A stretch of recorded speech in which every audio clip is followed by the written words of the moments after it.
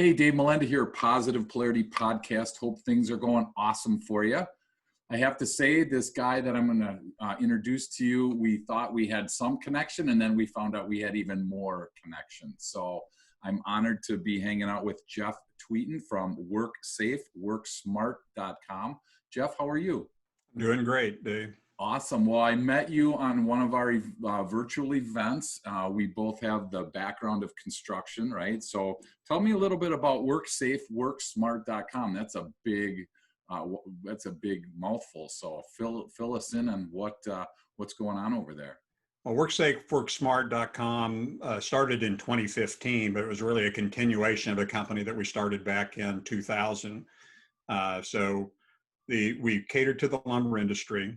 And what we're looking at is helping to help operators, whether they be wholesalers or retailers, whether they cater to, the do-it-yourself or to the pro, to build profits through increased efficiency, safety, and engagement.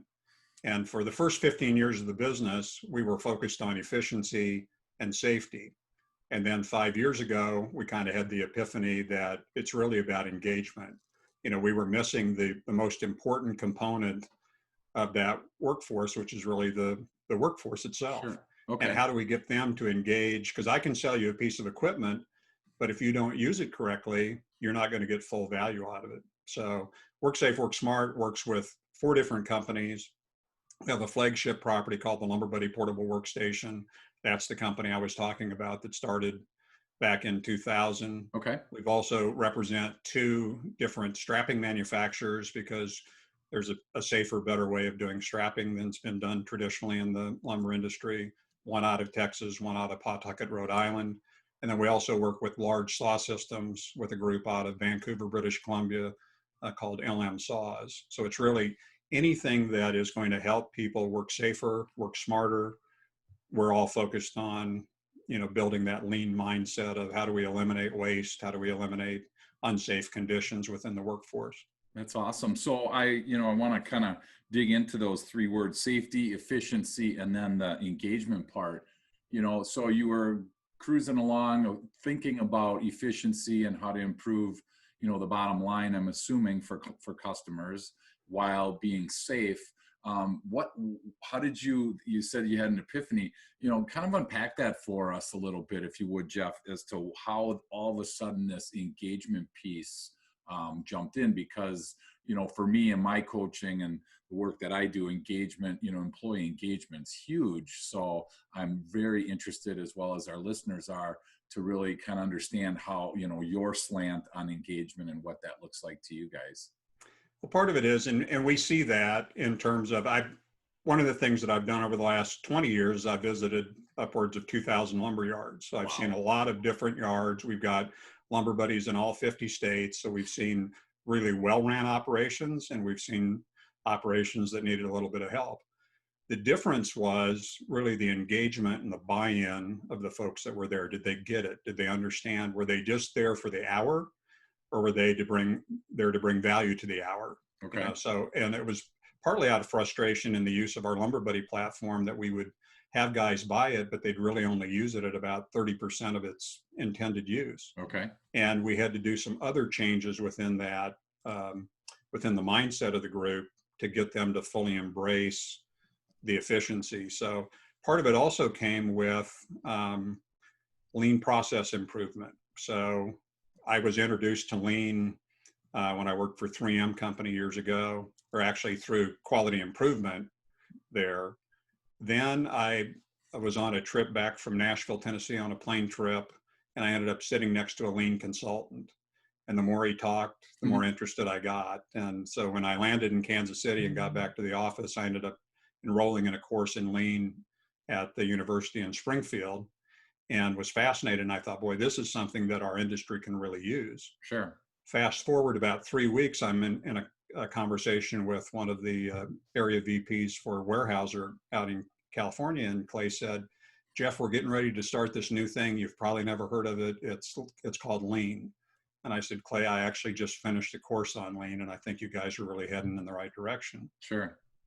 As we watched Weyerhaeuser embrace lean, what we found was that basically sometimes that it would stall out at the management level because it's meeting intensive. It's, you know, there's a lot of analytics to it. And sometimes the guy that's out in the, you know, out on the lot working, you know, all he's trying to do is get to the end of the day. He's already got more work than he can do. And a meeting Sure. is not that's the last thing he wants to attend. Right. Yep. So I got a little bit, I think I thought maybe lean's not going to work here as Sure. well. Sure. About 7 years ago, I was out in California at one of our distributors for the strapping product, and he was complaining about his warehouse, you know, being, you know, he's running out of space. And I said, well, have you ever thought of lean? And he said, well, he said, actually, I just finished this book, and he had a book called 2 Second Lean. He said, I'm not sure that it's the answer, but it was an interesting read. So I love to read, love to listen to audiobooks, and I was writing down the title, and he said, well, just take the book.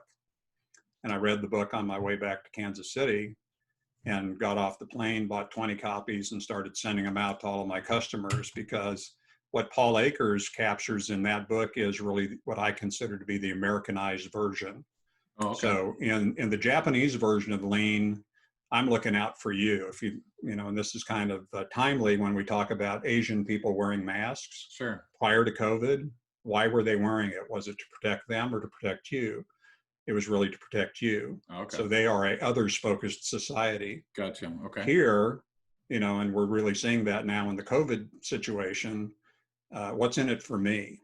So 2 Second Lean focuses on fixing what bugs you.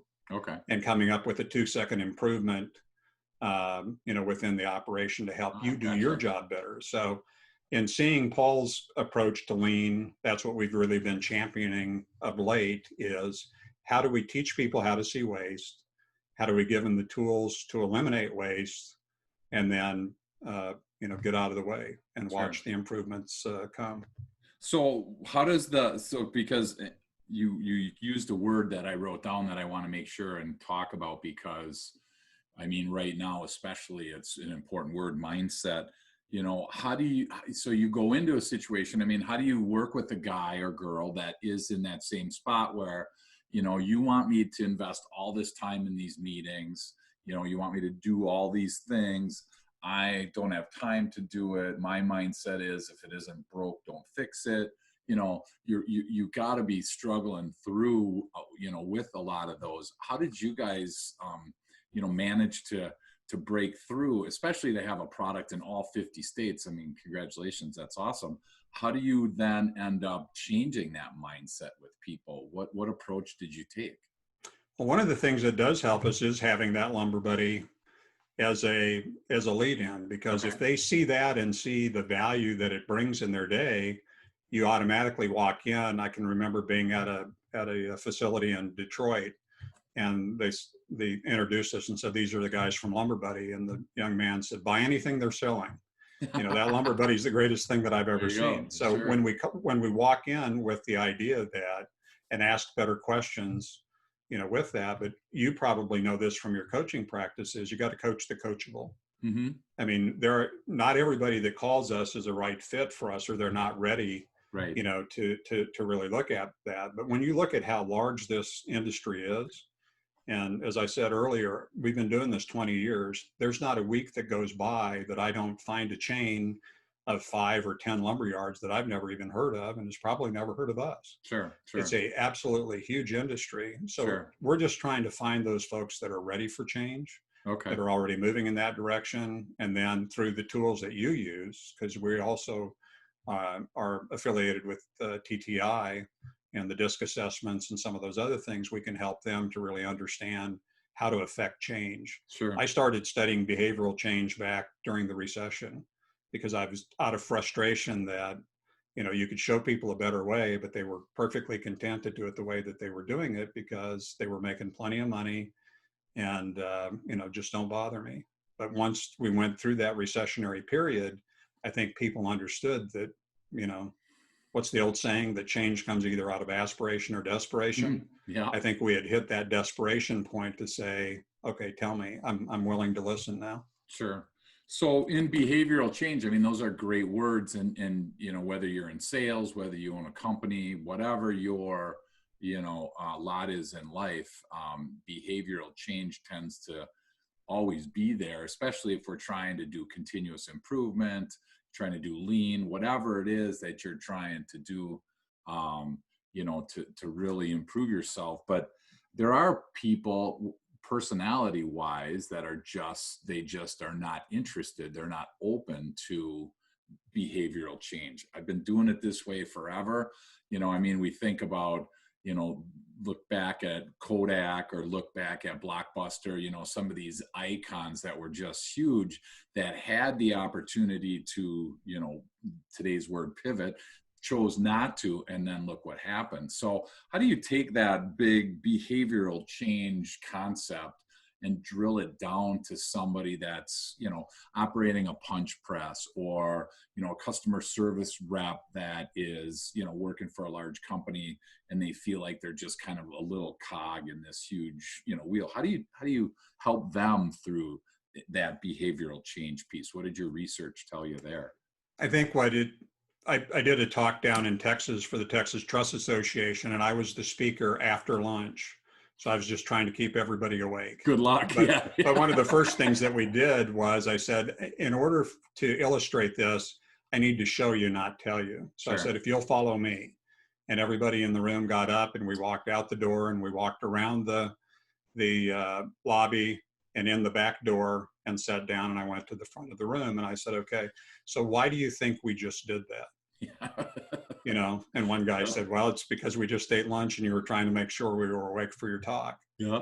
And I pulled up some sheets that said, people will go where you lead them. Yeah. The key to success in any of this, whether you're trying to build a lean operation, is it's really about you Sure. buying into it and you leading the charge. We're doing some work now where we're coaching out, leaders in each one of those branches, and sometimes it's not the leader that has the lapel that says leader, Sure. or the placard that says leader. It's somebody who gets the concept, who's willing to put in the work to do that. So what Akers really boiled it down to is three simple things.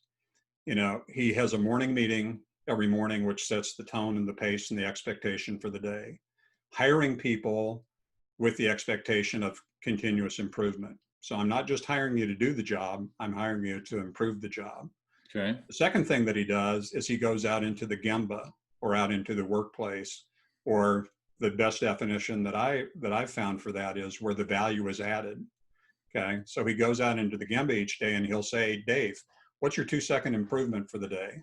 And you'll say, look, Jeff, I'm way too busy for that. Yeah. And I'll say, I understand that, but what bugs you? Let's work on something. Let's fix something. Sure. And he helps them build that muscle to see, that they can make change, that they do have a voice in their workplace. And then the third thing that he did is he took advantage of these smartphones, these wonderful video cameras now that we carry around with us everywhere. And he asked people to document the current state and then the improvement, and then share it with other people. So those three things, I think, really made lean stick in his operation. And I think it's been, a great recipe for us to help others. Morning meeting, which says, hey, we're going to do this consistently. There is value in it. We see value in it.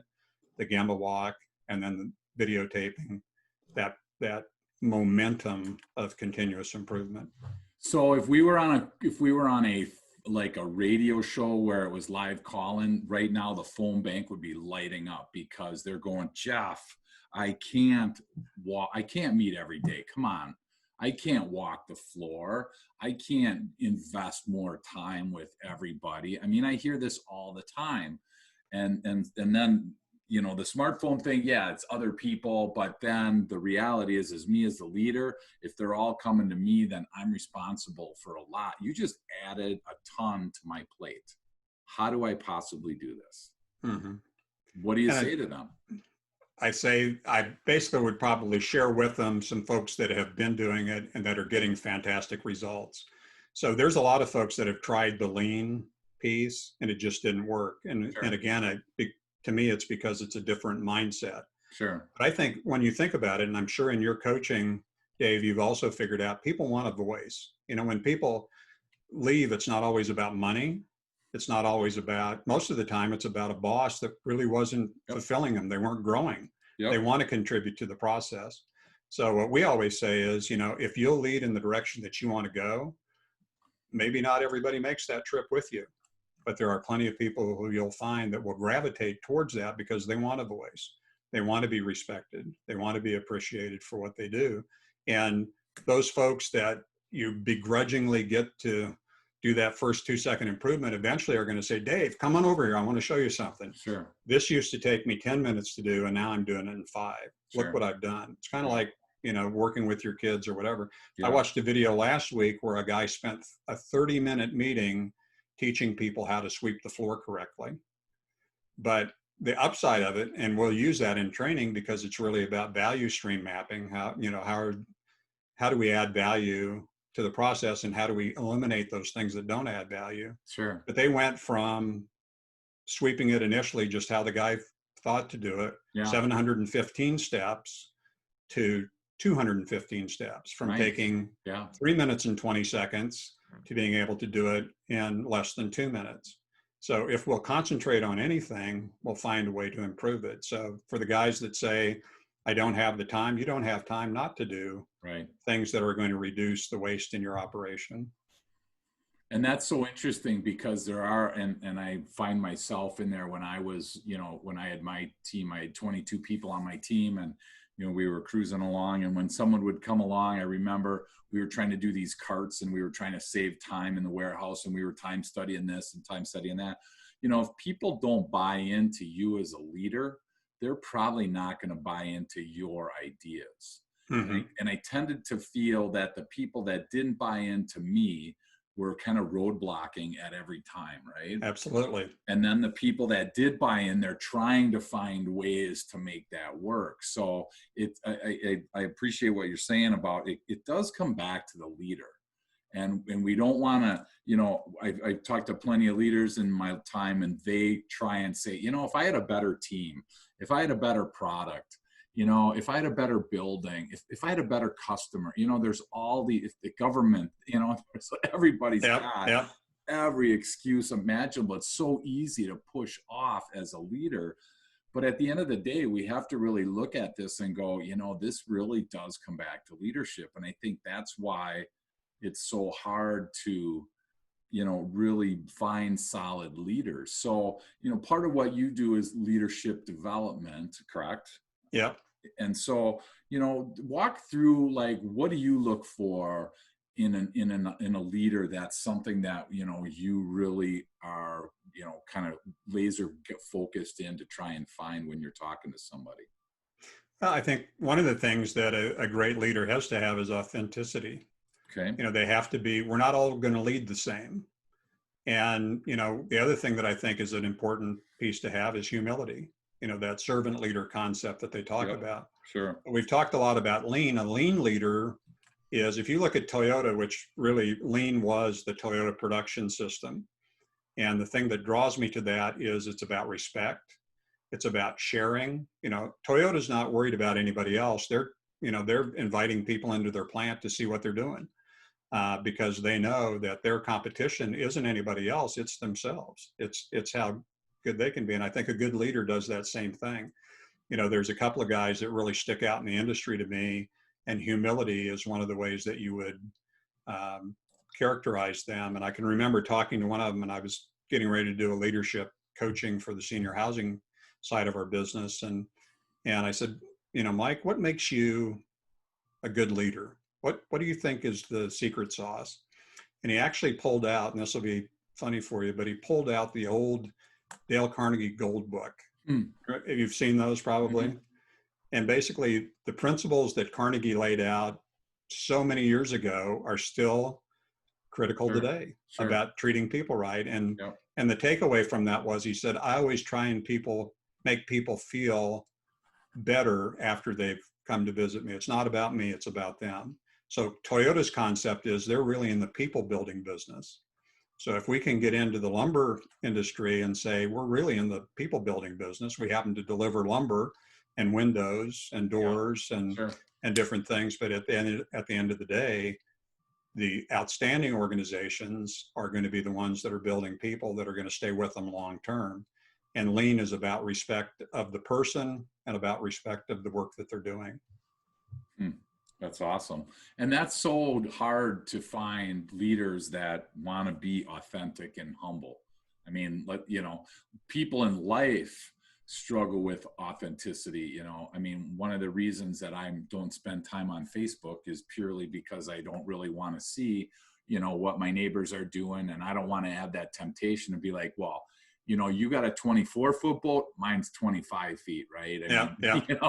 And so it's just so much easier to not even really have that. And so I appreciate those two, authenticity and humility. The interesting thing is those are like, they're not even traits that, people would consider a few years ago to even register on the radar for a leader. And now that's becoming so important. I mean, it's getting easier and easier the older that I get to kind of, truly understand an authentic person and be able to spot them, and I think that's where I want to transition over into the disc side of things for you, because that's the other connection that we have is we do a ton of work with personality profiles and you guys do as well. How did you make that connection? I mean, what was that transition, from just, cruising along in life, not thinking about, assessments, not thinking about personality, to all of a sudden it's like, maybe I'm missing a component, or I can add this to my day. How did that transition happen for you? Really, it's, as I said on our pre-interview, I did a disc probably back in the 90s, and it was amazing. That's when computers were still kind of fresh and new. And I took it on the computer and I printed it out and I gave it to my secretary. And she said, "Who wrote this about you?" And I said, "It was a computer." She goes, "Oh my God, it's just exactly dead on." Yeah. And I said, "Yeah, with the exception of these two things." And she goes, "No, no, those are the things." They weren't very flattering, but that was the truth, right? Yeah. So, and I've done, and you have too, hundreds of these, and basically they are just spot on. Yep. And so when people start to read about that, so what I always do is I'll say, take it and validate it, because we want to prove out, I want to make sure that the information that I'm working with you on is information that you believe to be true. Correct. And I've had a few questions, but it was really more like I had one that said, this says I need more challenging work. I'm already overwhelmed. Yeah. I said, that's really not what it's saying. If I gave you a repetitive task, I would be bored to tears. I said, that's what it's saying is the work you do, you want it to challenge you in a way. Yeah. So we started using that, first of all, in the senior housing side of our business to really build rapport with customers that we were working. We wanted to know how they wanted to be communicated with and how they didn't want to be communicated with. Right. The other thing that I find is motivation. People think that money is the great motivator. Well, it's not for somebody who's altruistic and selfless and, just wants to help people. You're actually insulting them when you're trying to motivate them with money. Right. So being able to understand that you have the right person, Jim Collins, right seat on the bus, you give them the right tools to work with, and, just watch them go. And I think that's one of the things that I like about lean as well. Is one of the things about lean is if there's a problem, I don't look at it and say, Dave messed up. I say, what in our process allowed or caused Dave to make that mistake? Sure. So now I can fix the process, and whether it's Dave or Jeff or Jim or whoever, we're not going to have that problem again. Yeah, and it's so interesting because they go back to your engagement piece, of your safety, efficiency, and engagement. The more we understand the individual that we're coaching or is on our team, or that we're selling to, whoever you're communicating with, the more that you understand where they're coming from, the easier it is to be, what they need you to be. And it's so funny because so often when we communicate, we're trying to get them, whoever we're communicating with, we want them to be communicating like us. So I think of it as a chameleon. And I think if I wake up blue, and in this case, Jeff wakes up, orange or green or whatever, I'm starting to talk to you. I'm saying, hey, Jeff, come on over here, talk my way, react my way, process information my way, it's going to be way better, you know, but it only is only better for me. And all it does is really frustrate you. And I've coached hundreds of sales professionals over the years that, you know, whether they're talking to somebody that's a high D results driven, or an S that's very accommodating and very methodical in their decision making, they treat the sales process exactly the same way. And that's so, you know, painful. And we could probably do research and say we close probably 1 in 4 of the people that we communicate with because of they're like us, you know, in simple terms. There's, you know, and they're whatever the numbers are, but if they're 25% of the time I'm meeting a D or an I, an S, or a C, I'm only going to get one of those 4 people usually. And it's shocking. I bet you there's a lot more correlation there than actual. When you're in, you know, how do you present in your leadership training and development? How do you present that, an assessment to them if they aren't familiar with it? Well, first of all, I'll kind of share, you know, a little about me, because I think, again, if we make ourselves vulnerable, other people are more open to that as well. Right. Or in a lot of cases, we get recommended, and because somebody's had it, we'll also do you know, we go ahead and do a free one for them, or a low cost to them, so they can actually see it. Because again, if I'm reading about myself and that resonates, and I say, share that with your wife, share it with your secretary, share it with whoever, and they say, well, yeah, this is a tool that I could probably use for that. And TTI, you know, I can't say enough good things about them. It's my favorite conference to go to every year, because it seems like everybody's willing to help everybody else. It's kind of like the lumber industry. You know, there's a lot of great people in the lumber industry that came up from the bottom. At TTI, there's just so many people who are willing to lend a hand, because again, they realize that it's not you against me, but it's us against all the people who haven't had the opportunity to learn about this yet. And I think they've really made some great strides in the driving forces, going from motivators to driving forces, and how that's a wonderful tool, part of the tool that I like to look at in terms of how do people make decisions, what's their driving, you know, tendencies in terms of, again, one of the questions I always get is, how do I motivate people? Right. Well, not everybody's the same. You've got to figure out what does motivate them. You know, and oftentimes, like you said, we'll throw money at them, and money's not their motivator. So it really is demotivating in a lot of cases for that. But I can remember seeing, I think I saw it on Facebook last year, the meme of the 6 and the 9. Have you ever seen that poster where I'm looking at it this way and I see 6, you're looking at it across the way and you see 9? Correct. It's a matter of getting over and getting perspective. I was talking to somebody this morning about leadership coaching in their morning meetings. And I said, you know, do you always lead the meeting, or do you rotate the leadership of the meeting around? And she goes, well, I always lead the meeting. I said, why don't we try rotating that leadership around? Because now that guy who thinks it's a waste of time will understand what you go through to put this thing together, and he'll be more understanding, and you'll be able to do that as well. So Kevin Hancock, have you read Kevin Hancock's latest book, The Seventh Power? No. It's all about shared power. And it's really a great book. You know, Kevin's a very interesting person, a great speaker, but it's in Hancock Lumber. He runs a wonderful organization, and it's truly walking his talk in terms of shared leadership, to where he lost his voice back during the recession. And basically he said, don't think of that as something to pity me for, because I see it as a blessing. And in losing my voice, I gained my hearing. And now all of a sudden, rather than telling you what to do, I'm saying, Dave, what do you think? And you can really tell it on his organization. It's a wonderful group. That's awesome. And it's so hard to find self-aware people. I mean, you know, I think that's one thing that I really enjoy about DISC is when somebody, you know, it's a risk, you know, to start with. And so I'm always surprised when I get a, you know, like an out of nowhere kind of thing. What I've been doing a lot is, I just did this a couple weeks ago. I had a group, and I think there were 9 of us in the group, and we were, you know, debriefing their assessments and going through them. And so at the end, I said, hey, if anybody wants their spouse to take one, we provide a free one to the spouse. And it was odd because a couple people actually took me up. Usually people don't.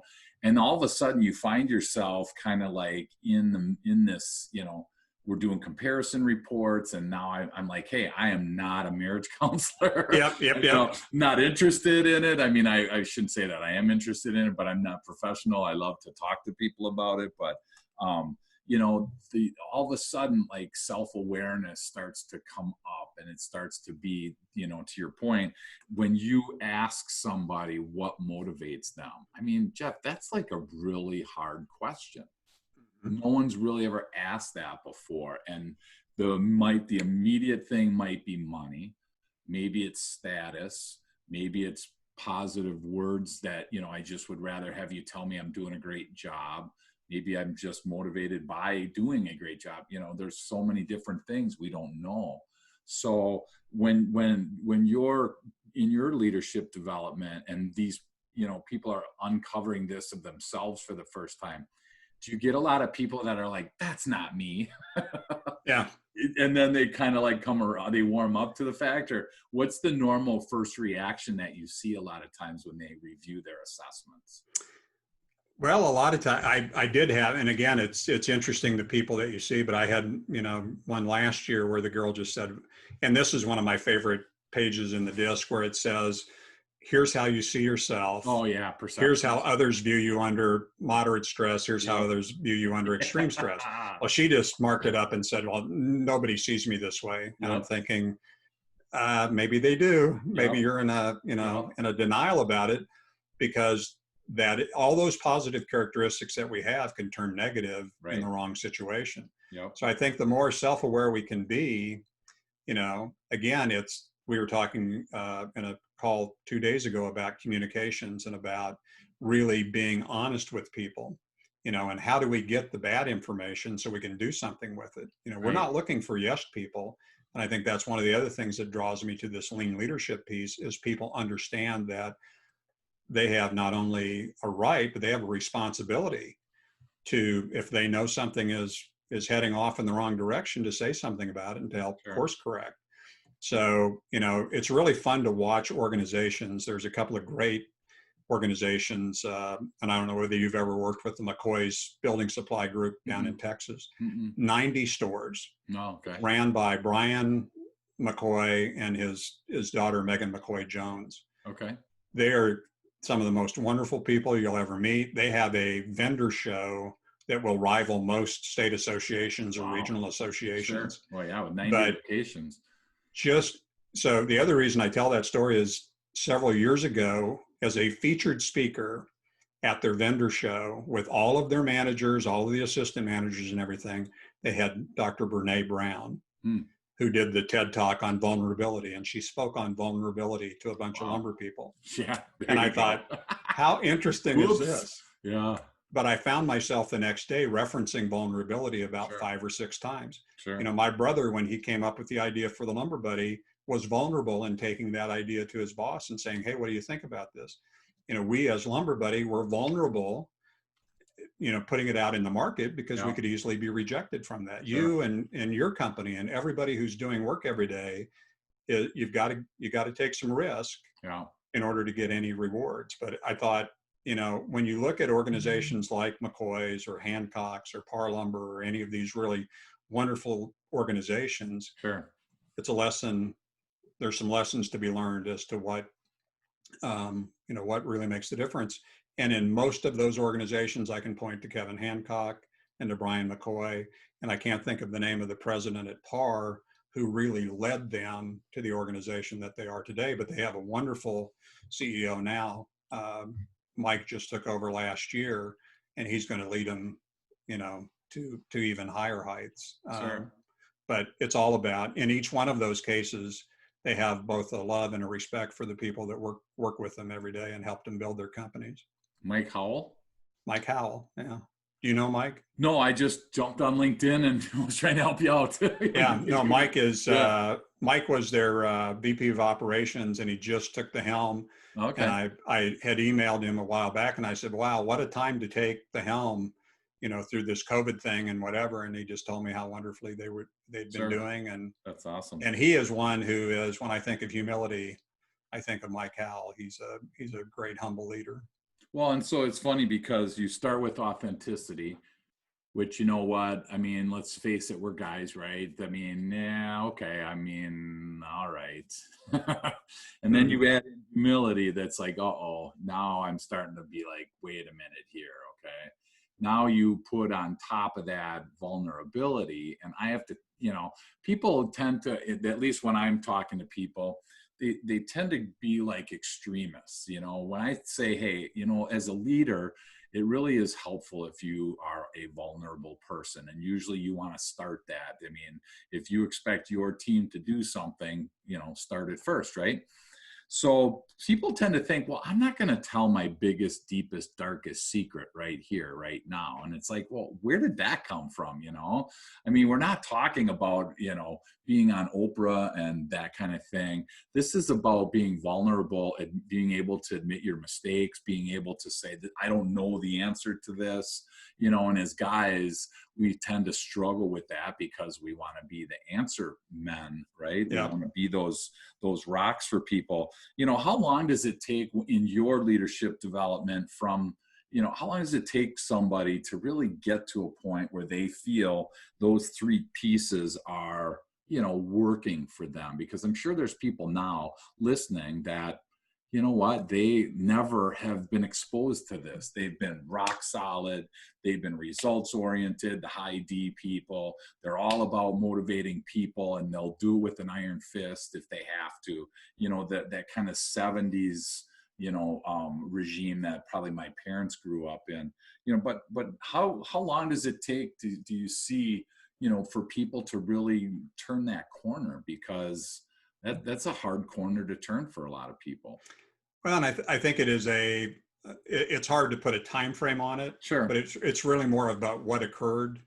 What was that epiphany moment that they Sure. had to where they saw it work, where they could have done this, but they actually took a higher road and went in a different direction. Or Okay. when they had, in a case of lean, when they finally had that person that comes and says, hey, Dave, I want to show you something. Here's what I did. Sure. Or I want to tell you about what I did at home. I took this home and here's what we did as well.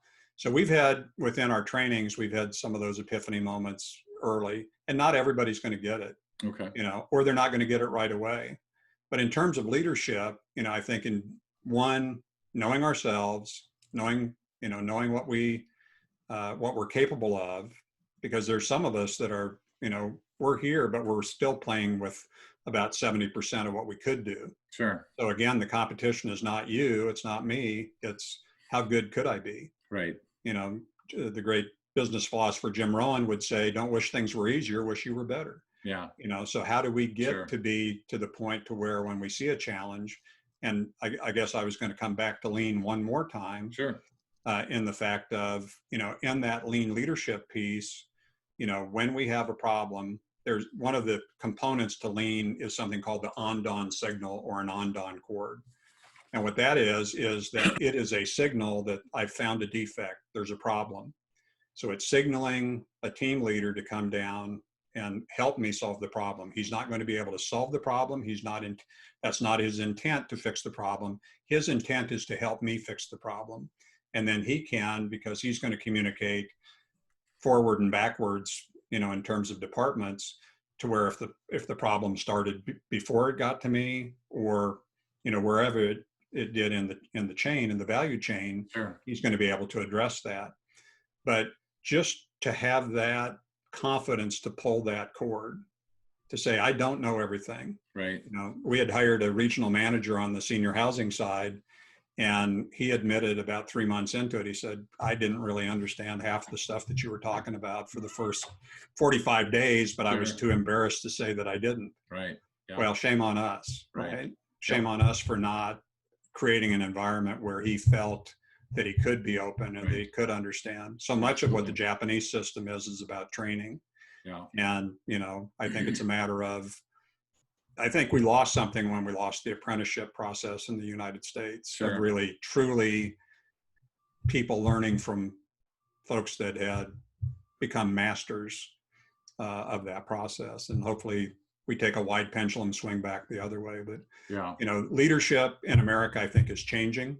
sure. And I'm happy to see it. And I think guys like yourself, in promoting just the thought, the questions that you ask, Yeah, you know, and helping people to grow not only in their business, but grow right. individually.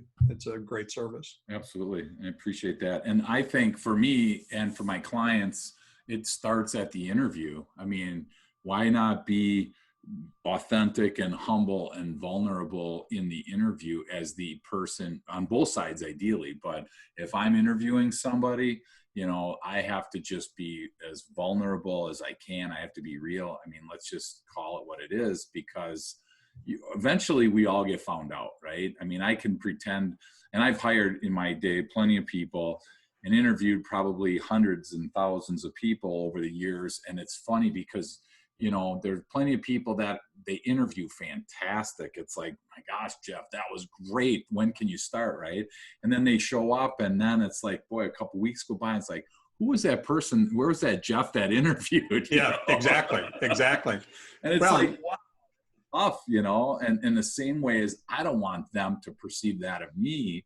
I don't want to be something I'm not in an interview, just for them to see my, you know, nicks and scrapes later on. Because like we talked about before, you mentioned, you know, right now 3 out of 4 people quit their job because of the boss. yeah. I think that's tragic, because I, as a leader, I can control that. And so when I see high turnover, I immediately go right to leadership. I'm not, you know, I don't look around at the situation. I go right to the leader and go, what the heck is going on here, you know?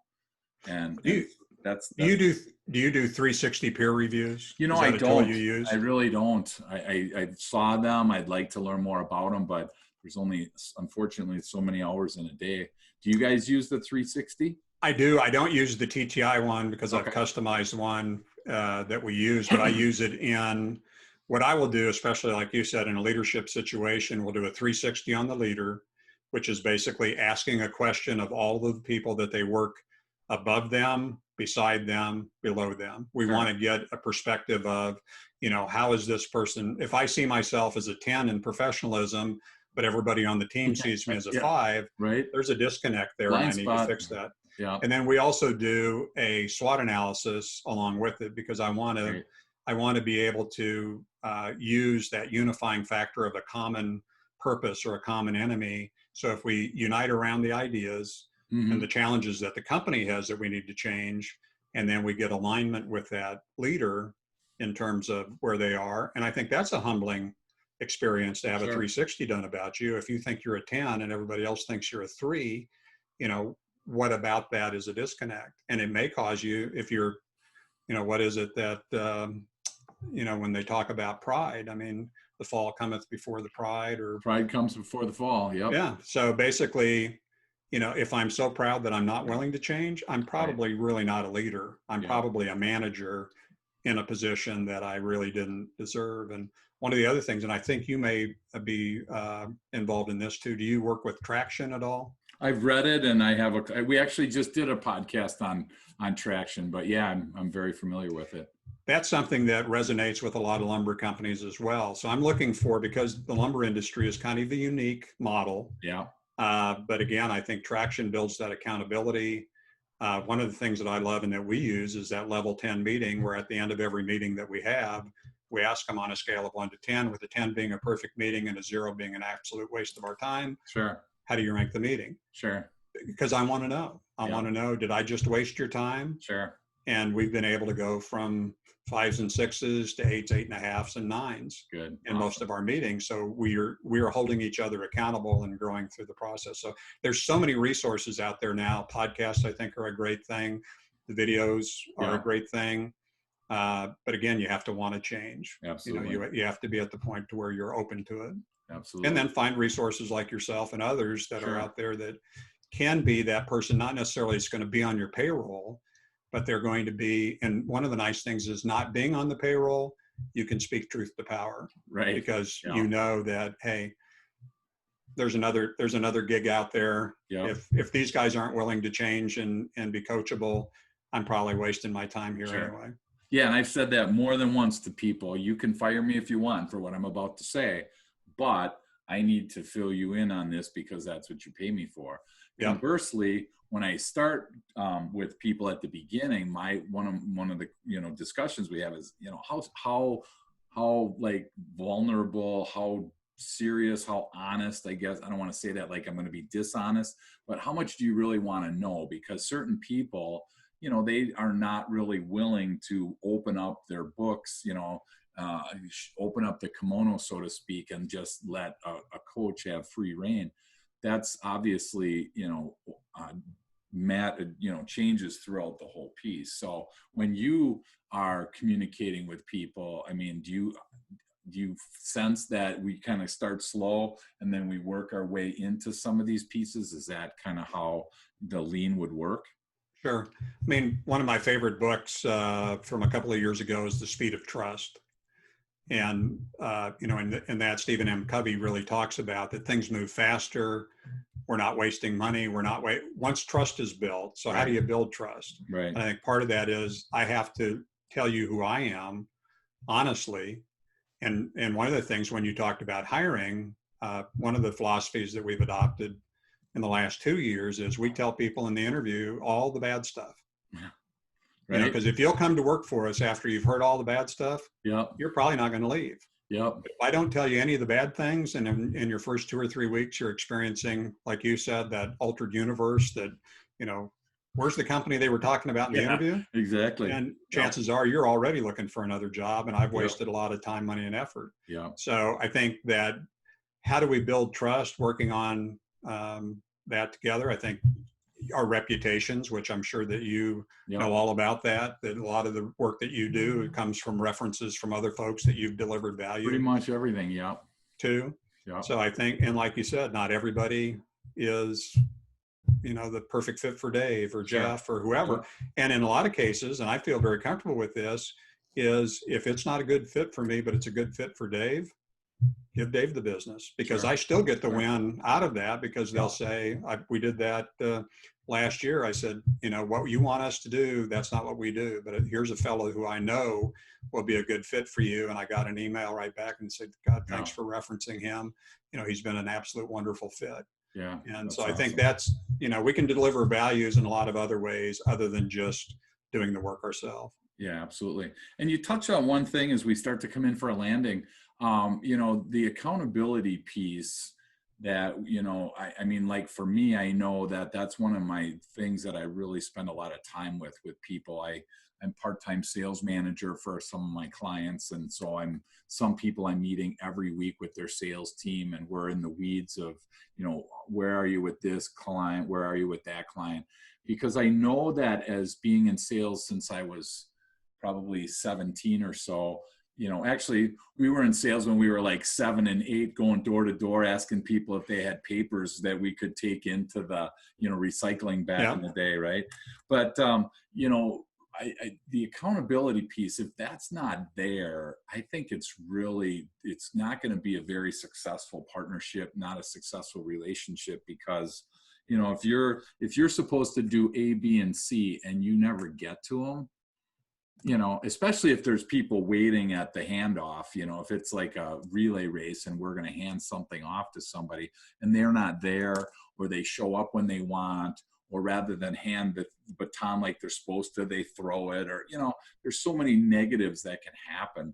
How does accountability work for you, whether it's in your leadership coaching or, in your work safe, work smart? How does that chunk fit in for you guys? Well, really, I think it boils back to that lean piece of looking at, if it didn't happen, why didn't it happen? Okay. So rather than pointing a finger at you and saying, Dave, you screwed up, you're not doing your job right or whatever, I would want to know, why aren't you doing it right? Do you not understand it? Do you not, when you told me that you had, that aptitude, you really don't? Right. Can you get honest? Because again, I've already invested a lot of time in you. So let's fix this situation. So the accountability is, and I heard it, this is another piece of traction, is you have those scorecards each week, those key accountability numbers that you're tracking. And probably the best illustration I heard of that was that it is it is a what do they call them? Rumble strips on the side of the highway. Hmm. So when you get over there and your numbers aren't there and they're, not where they're supposed to be, it's awakening to say, let's get back in track here. What do we need to do? So again, in the level 10 concept of traction is, if you had a problem, we'd drop it down into an issues and we'd spend the time helping you solve it and building accountability. There was a group in Kansas City that was doing traction, and in old time, I mean, this guy'd been a yard foreman for probably 30 years. And he was telling me that they were doing traction. And I said, wow, that's interesting. And he said, here's what I found out about it. There's a to-do list in that, a weekly to-do that you're making accountable to everybody else on the call or in the meeting. And he said, there was like 3 or 4 weeks I was just drowning and I couldn't get the stuff done. Rather than pointing fingers at me, I had people reaching out to me and saying, hey, can I help you with that? Sure. Yeah. Because they saw that they might need help at some Sure. time down Yeah. the road. So that accountability piece it's really about you being accountable to them, making sure that you've given them the right training, that they have the understanding, that they have the resources to do that. And then if they just plain don't want to do the job, one of the other pieces of traction is the GWC. Do they get the job? Do they want the job? Are they capable of doing it? And there may be people in jobs that they've had it for a while, Yeah. but they don't get it, they don't want it, and they're not capable of doing it. So I think, again, leadership is about making those tough calls. Yeah. It's about, doing everything we can to make it work for them. But if it's not going to work for the group, then basically, and this too, there's people in jobs that once they get out of it, it's the biggest blessing they've ever had, Yeah. because Right. they know they're not doing a good job. Yeah. They know they're not, contributing to the group, and they need to go find that other place where they can contribute and they can Right. grow and they can be successful. Absolutely. And it's so interesting that you bring that up, because think about somebody coming up to you and saying, Jeff, what can I help you with? Right. I mean, Yeah. I don't know about you, but my first thought is, okay, what do you want from me? Mm-hmm. Like, there's this trust that if you really trust somebody, then you're like, oh yeah, thank you so much. That would be awesome. Right. But if there's not that explicit trust, then it's like, okay, wait a minute here. Right. Are you setting me up?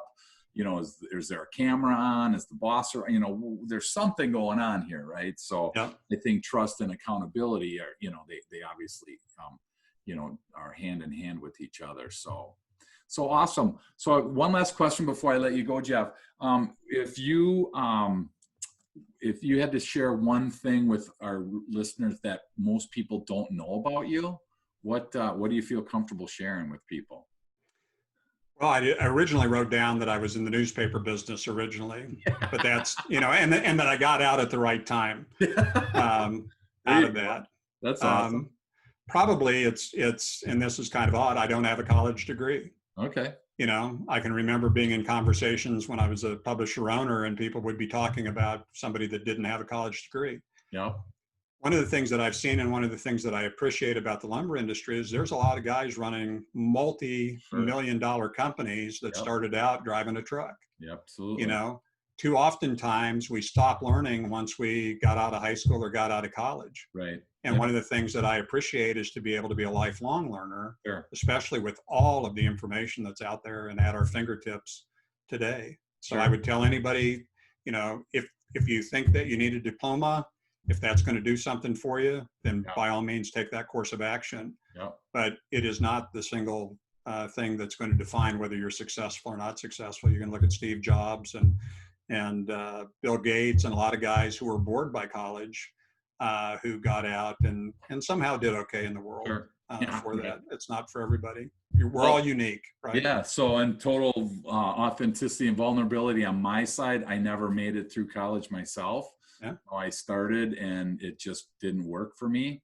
And I love to sell things and I love to communicate with people and I love the entrepreneur spirit. So, right away I'm like, college, again, and I don't discourage anyone from going.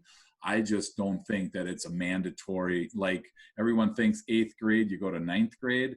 Well, I don't think after 12th grade, you automatically go into 13th. You could if you want, absolutely. But there, like you said, there's plenty of people that are way successful that didn't do that route, took a different route. And then it's funny because I actually know somebody that is an insurance guy that has a history major. And it's like, he was teaching history for a while, and there's different chapters in your life. So maybe it works for you and maybe it doesn't. And then when I thought about going back, I'm like, I started to go back, and I had some credits that were, I said to the college local, I said, hey, why don't you guys I've been running a business for like 25 years. Is that worth any credit? And they're like, no. I'm like, that's just crazy right there. So I'm like, you know what, rather than do that, then I started my certification program. So, TTI has so many certifications. So I've got a lot of their certifications, and I focus on that as a continuing education for myself. So, well, and so much has changed. One of the things, I had a young man that I helped get into the internet business when I was in the newspaper business.